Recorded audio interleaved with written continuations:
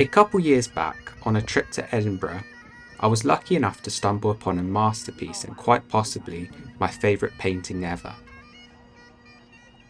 Some artworks transcend our ability to fully comprehend them, yet their significance is undeniable. These paintings, regardless of their fame, radiate a certain energy that draws people back time and time again to see them in person. Rembrandt had an extraordinary gift for capturing this kind of essence. At the Scottish National Gallery in Edinburgh, I stood before one of his self-portraits, painted in 1655. Today, I set myself the challenge of painting a section from this self-portrait in my sketchbook.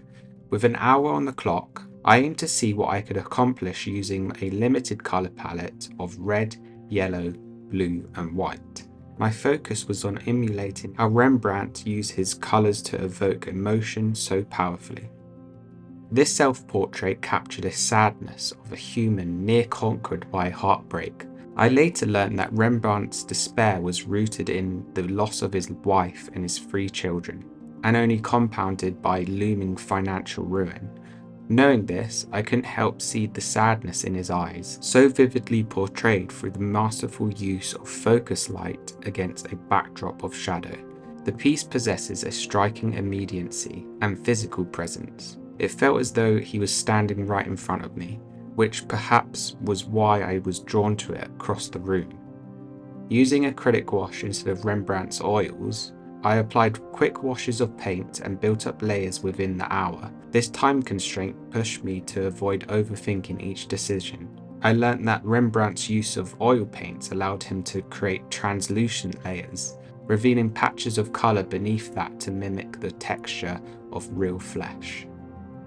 Throughout his life, Rembrandt created nearly 80 self-portraits through painting, etching and drawing. Few works in art history express the human condition, such as aging, grief and despair, with such commanding power. And in turn, I believe Rembrandt created one of the most extraordinary images ever created. Rembrandt's meticulous attention to the detail in the eyes is something that I really picked up while painting this. I found that the delicate rendering that he made, specifically in the eyes, added a sense of realism and emotional depth that I wasn't really expecting, and it's probably explaining why I really loved it from the first sight of it.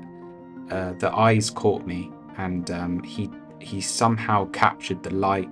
He often used like glistening catchlight in the pupils to give a lifelike spark that conveyed inner turmoil or kind of drama inside of the character, and I think he shows it off really well in this painting.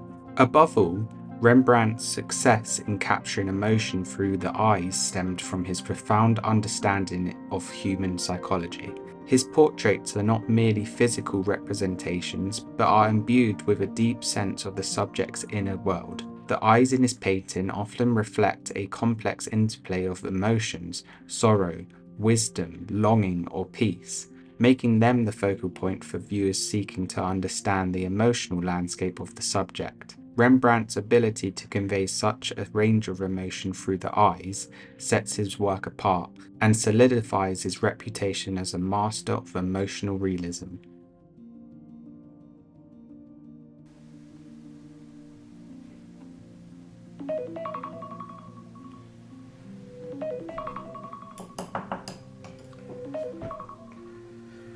Whew. There we go, 1 hour. Pretty good, very happy with that, that was fun.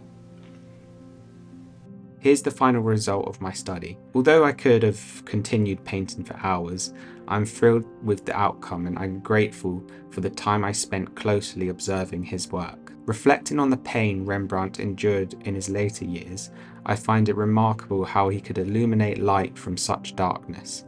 And it's like I can see the wisdom he gained through his life trials within this painting. There's something beautiful about that, and it's something that I guess we can take with us when we observe a painting like this.